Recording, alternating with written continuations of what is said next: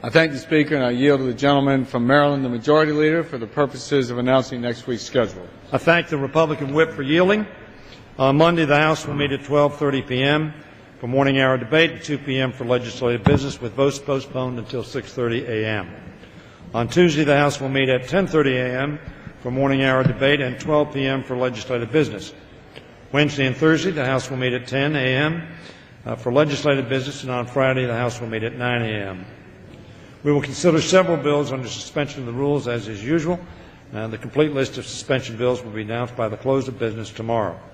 In addition, we will consider Senate amendments to H.R. 4213, the American Jobs, Closing Tax Loopholes and Preventing Outsourcing Act, and H.R. 5136, the National Defense Authorization Act for fiscal year 2011. And we will take further action on the American Competes legislation to make our economy more vibrant. And I yield back. I thank the gentleman. Mr. Speaker, I'd ask, with the Memorial Day recess beginning the week after next, does the gentleman expect the House to be in session next Friday? And I yield. I expect us to reserve that day for session, and I've urged members, I would urge members on both sides now to reserve that day, not to plan for that day. Clearly, if we can complete the week's business, then we will not have to meet. But I remind the gentleman, as I'm sure he knows, there are a number of items that have expiration dates either on the 31st of May or the 1st of June. Unemployment insurance, COBRA, health insurance, the sustainable growth rate for doctors' reimbursement for services, and other items that are critical to continue, so that I do not want to give away Friday because it is the last day we'll be here for 10 days, and therefore we need to address those issues, and I yield back. I thank the gentleman. And, Mr. Speaker, usually, as the gentleman indicated, the defense authorization bill is coming to the floor next week. And usually I think members expect several days' worth of debate on a variety of amendments, and typically there are a large number of amendments made in order. And I'd ask the gentleman, does he expect the House to follow that general precedent on the defense authorization and the lengthy number of amendments and discussion on the House floor next week? And I yield. I thank the gentleman for yielding. We expect to take such time as is necessary to complete the appropriate debate on that bill. If we can do it in one day, we'll do it in one day. If it takes more than that, we'll allot more time. I thank the gentleman. Mr. Speaker, there are a number of items the gentleman did not mention for next week's schedule, including a budget resolution as well as troop funding supplemental, and would like to ask the gentleman, Mr. Speaker, whether he expects either of these two items to come to the floor next week, and I yield. I thank the gentleman for his question and for yielding. With respect to the budget, as the gentleman knows, I personally want to see a budget move forward. Mr. Spratt has been working very hard to try to see if we can reach consensus on the parameters of such a budget. He continues to do that. I frankly want to tell the gentleman honestly that my assessment is that that probably will not be done by Thursday or Wednesday of next week, and therefore, even if it were completed Wednesday, not appropriate time for notice to be given, so that my expectation is will not be done next week. But my expectation is that we will continue to work on that and hopefully do that shortly after our return. Mr. Speaker, I thank the gentleman. You asked another question I didn't answer. I apologize. I yield. On the war supplemental, very important bill that I know the gentleman and I are very interested in. As you know, the Senate has marked up its supplemental in committee. Chairman Obey, I know, is working to get a bill ready for committee consideration. And it is possible that we would consider that next week if, in fact, Mr. Obey and the committee are ready to report that out. I thank the gentleman. Mr. Speaker, as the gentleman knows, the House voted today on the first U-cut proposal. It was a spending cut selected by the American people. Unfortunately, only 9 members from the gentleman's side of the aisle joined with all Republicans in voting to save the taxpayers $2.5 billion. I wish more members of the Democratic caucus had voted with Republicans. The good news is members will have the opportunity to vote on another cut again next week. Right now, as we speak, Mr. Speaker, Americans are casting their votes at republicanwhip.house.gov/ucut for what they would like the House to cut next week. So in keeping with the gentleman's announcement about next week's floor schedule, I'd like to announce that the House will vote on one of these 5 spending cut proposals next week. First, to eliminate the Byrd Honor Scholarship Program, a $420 million item for savings. Second, stop the proposed federal employee pay raise next year, a potential $30 billion worth of savings. Third, to suspend the federal land purchases, a $2.6 billion potential savings, Mr. Speaker. Fourth, an ability to terminate U.S. funding for UNESCO, a potential item for $810 million worth of savings to the taxpayers. Or, fifth, a move to eliminate mohair subsidies, something that would save the taxpayers $10 million. Mr. Speaker, I would say again, the gentleman knows about this program. It is nothing but an attempt for us to try and change the culture here in Washington towards one of saving taxpayer dollars. Reducing the budget deficit should be a bipartisan effort, and we would hope that the gentleman and his colleagues could join with us as we bring up the next U-Cut proposal next week. Gentleman yield? I yield. I thank the gentleman for yielding. Mr. Boehner and I did attempt to pursue some meaningful restraints last week, and unfortunately we couldn't get agreement to do so on your side of the aisle. But having said that, we certainly agree that we need to get a handle on the extraordinary deficit picture that confronts us. I know I'm repetitive, but in 2001, President Bush came before the Congress and said we have a $5.6 trillion surplus. Unfortunately, that $5.6 trillion surplus was eliminated.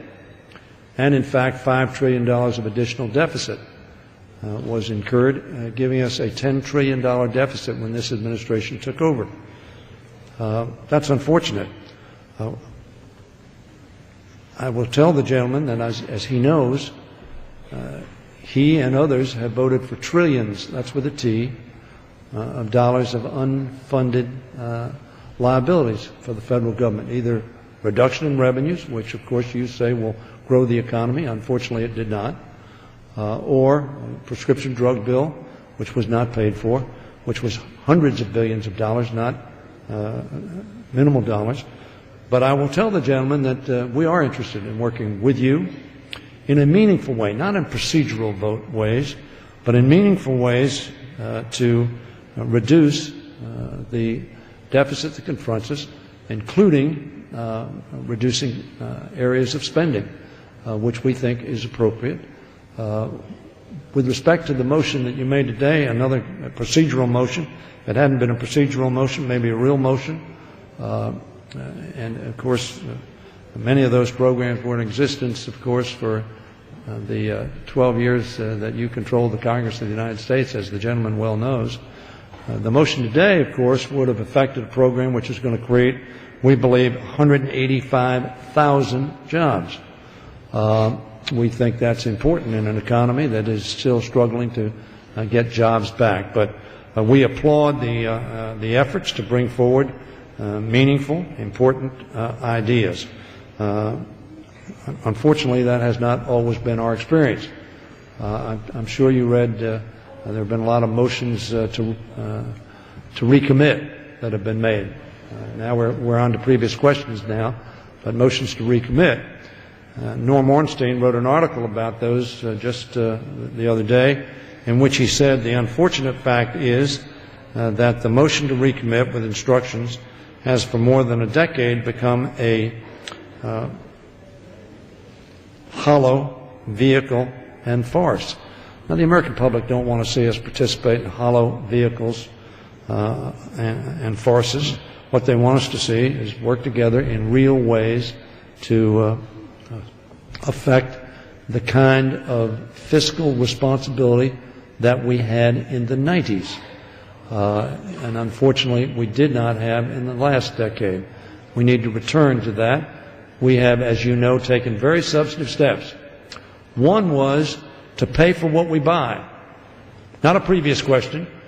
Legislation on this floor which said we're going to pay for what we buy. That was in place in the 90s, put in place in a bipartisan way with Mr. Bush and Mr. Gephardt leading the way and others.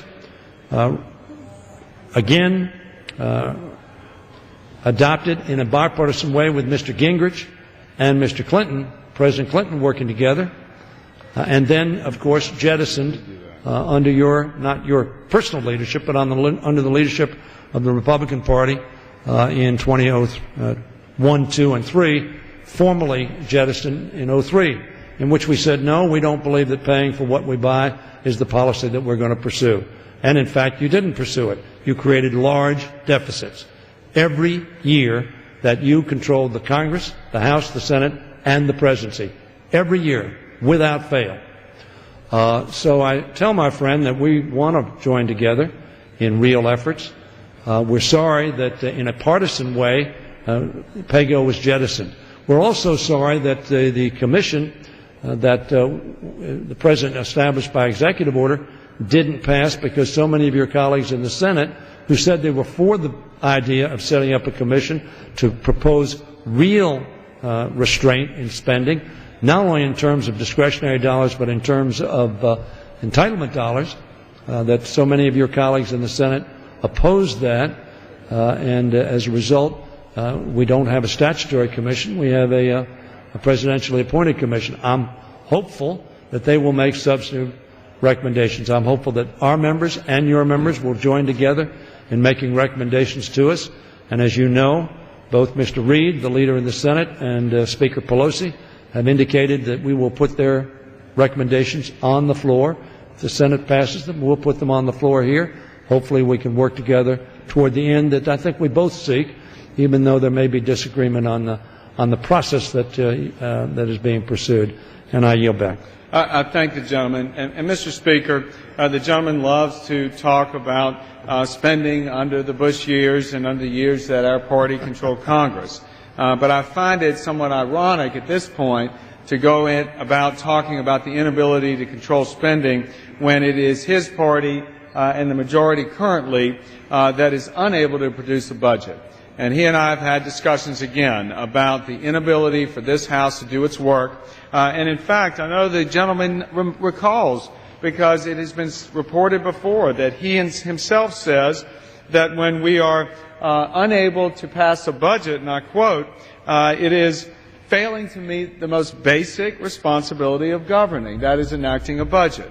In the same way, the gentleman's chairman of the Budget Committee from South Carolina, Mr. Spratt, said, quote, if you can't budget, you can't govern. In a parliamentary system, it's more than an adage. And so, Mr. Speaker... Will the gentleman yield? Not yet, Mr. Well, I was just going to say that I still agree with both of those statements, Mr. Spratt, and my own. I appreciate that. I appreciate that. And so I would say, instead of casting stones and pointing blame and saying you too did this, I believe that it is most important for us to recognize now the failure of this body to do what the American people expect us to do to control spending, and that is to produce a budget. Mr. Speaker, I'd go on to say the gentleman was quick to, if I could say, malign the attempt to reduce the $2.4 billion program under the expanded welfare program under the stimulus bill that we just had a vote on. But I would point out that there were 9 members on his side of the aisle, Mr. Bright, Mr. Donnelly, Ms. Giffords, Kirkpatrick, McIntyre, Mr. Minnick, Mr. Mitchell, Mr. Nye, Mr. Taylor.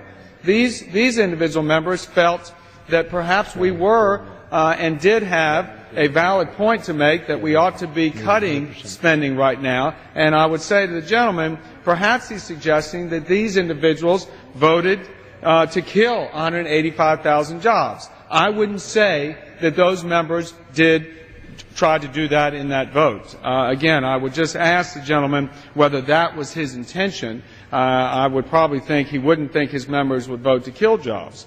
I would say more, Mr. Speaker. Will the gentleman yield? I yield.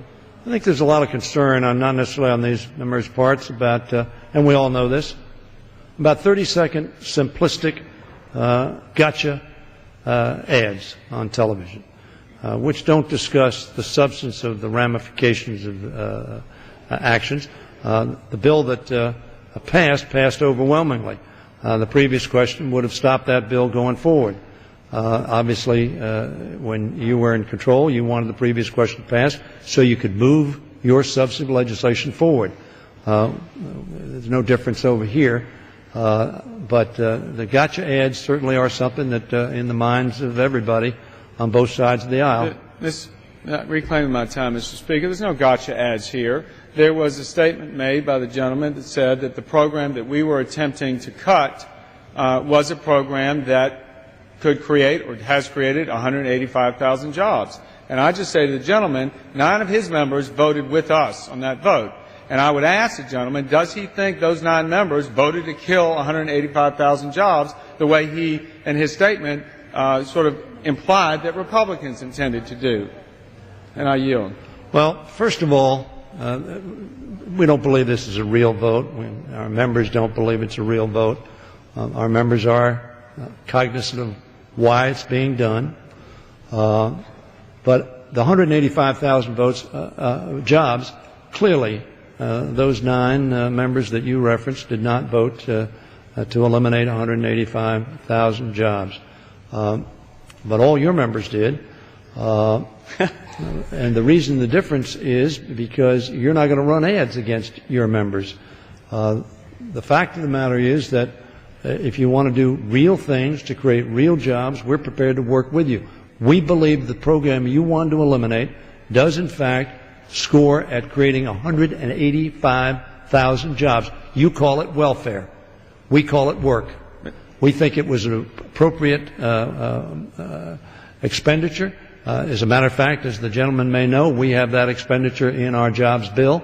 Why? Because it's scored to create 185,000 jobs, put people to work, allow them to support their families, allow them to live with some degree of dignity, and we think that's appropriate in a very, very strained economy to this date.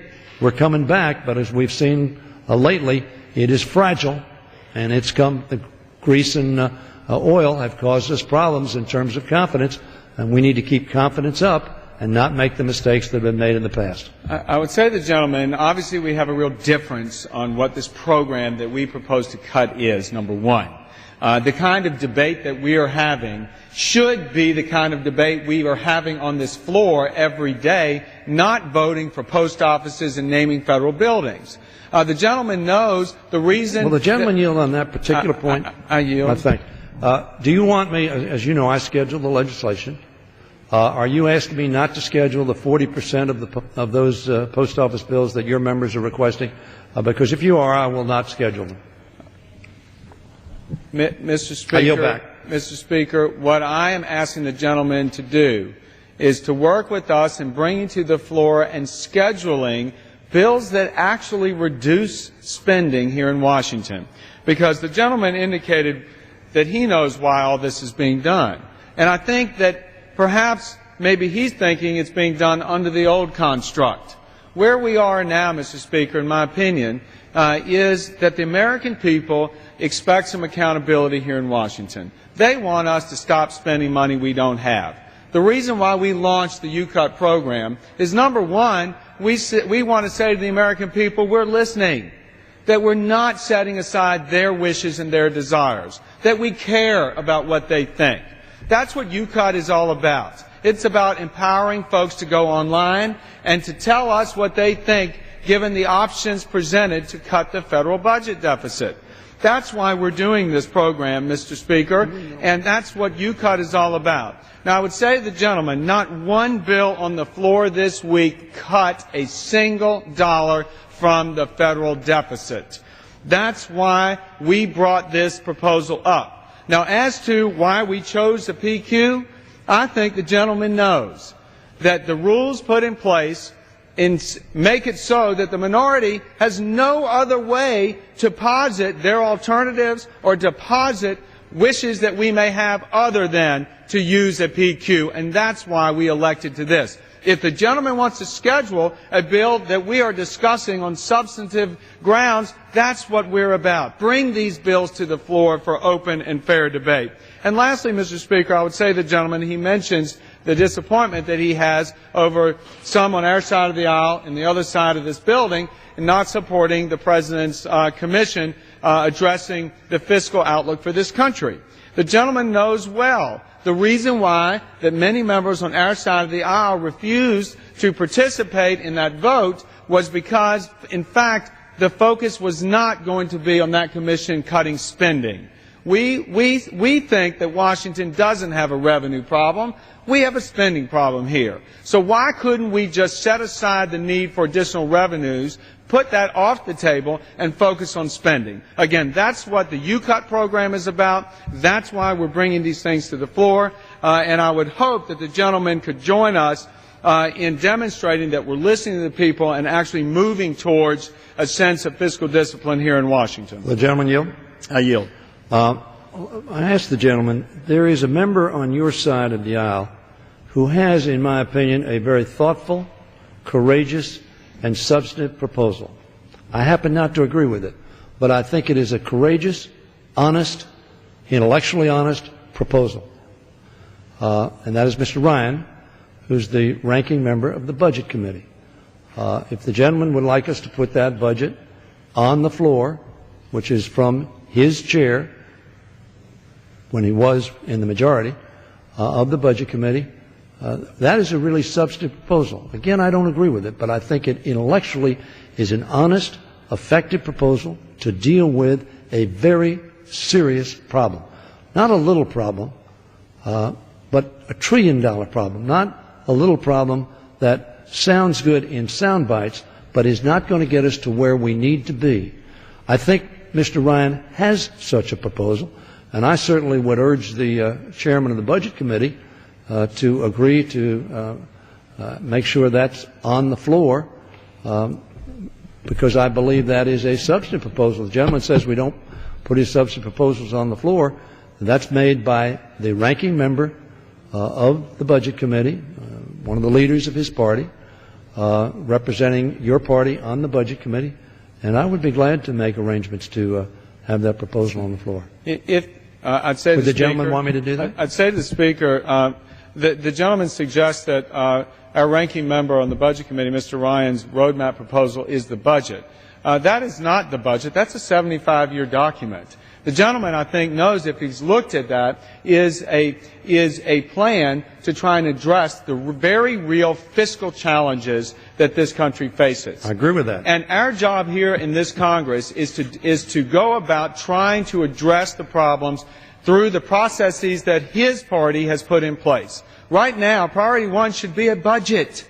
Okay, so if the gentleman is suggesting that perhaps we bring Mr. Ryan's roadmap bill to the floor, 75-year document, how is that even something that we could expect is a serious gesture to do something about the fiscal needs this country has when his party can't even produce a budget for this fiscal year? So again, I say, Mr. Speaker, let's get serious now. We can agree. There are a lot of things we can agree on. The budget cut that we brought to the floor today is something that I believe, up or down, if his members were given the opportunity to vote on again and think about, without being tainted by some accusation that it may not be for real, these are cuts that are serious. We've got to start somewhere. And the American people have said, start here. So this is what we're about, Mr. Speaker, and I'd ask the gentleman to work with us and bring these types of cuts to the floor. Will the gentleman yield? If the gentleman's really saying that $2.5 billion is not something that we could start with, as if that's no money, I know he doesn't mean that. And only in Washington somehow has that become a sense that $2.5 billion is not real money. Of course it is. But we've got to find ways to work together. And if the gentleman says he'll bring up this bill or that, but he can't support it, then the purpose is not for us to work together. We've got to work together to find a way to solve these problems. And I yield. I thank the gentleman for yielding. I take that as a no. that you're not interested in having that bill brought up. But $2.5 billion is a lot of money. And to the extent we can cut $2.5 billion or $2.5 million, we ought to do it. You're going to have an opportunity to vote on that $2.4 billion, 185,000 job creation bill, probably next week. We're going to have it on the floor. So you'll have a chance to vote on that, I tell my friend. We do want to work together. And the reason I keep bringing it up not is to blame. I said this a couple of weeks ago. Not to blame, but to point out the failure of the premise under which you have operated to do what you said it was going to do. Create jobs, lower the deficit. In fact, it did the opposite. We followed that economic policy. For 6 years, the American public said, we don't like this. Now, we couldn't change it because President Bush didn't want to change it. In 2008, they said, we want new leadership. Unfortunately, the legacy we were left was the deepest economic recession as a result of those policies that this country has seen in 75 years. We're trying to dig out. It's difficult to dig out. We have a responsibility, however, to make the tough decisions to dig out. You and I made a tough decision at President Bush's request in September. In February, we had to make another tough decision. You and I disagreed on that. And that was trying to put money into the economy, try to stabilize it and bring jobs back. I suggest to the gentleman that is working. It's not working as well as we would have liked, but we've had 4 months of job growth. Those 4 months, if they're replicated over the next 2/3 of the year, would create more jobs than were created in the 96 months of the Bush administration. 1.7 million jobs. 1 million were created during the entire 8 years of the Bush administration, net. We have a hole we need to dig out. The gentleman is absolutely correct. To the extent that we dig together, America will be better. We want to do that. Well, I thank the gentleman, and again, I would respond by saying it is just not all that black and white, and he knows it. There is no way that the blame for what happened can go singly to one party, one administration, or what have you.